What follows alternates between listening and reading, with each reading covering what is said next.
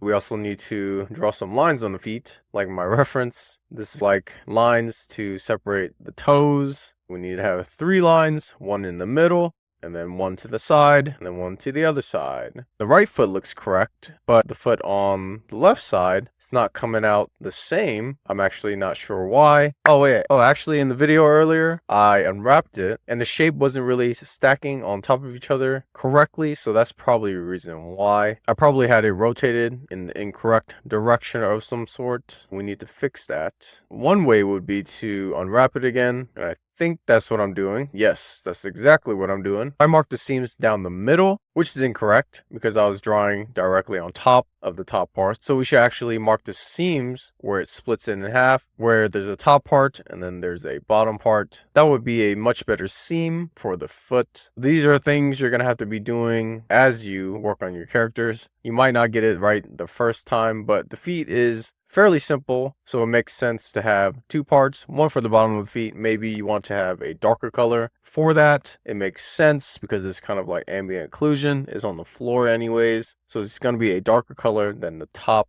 In the top, of course, I wanted to draw some lines for the toes, so that's why I decided to switch to splitting it in half this way. You're gonna have to make changes as you work on your characters. It's gonna happen. So if you don't like this process, probably you should figure out a better one. But this is just how I've been doing it. I make changes all the time. I just do it on the fly, going with the flow. I try to minimize this as much as possible, but it's gonna happen across different characters because sometimes you're gonna have a different idea, and it's just better to practice over and over so that you'll avoid having to redo things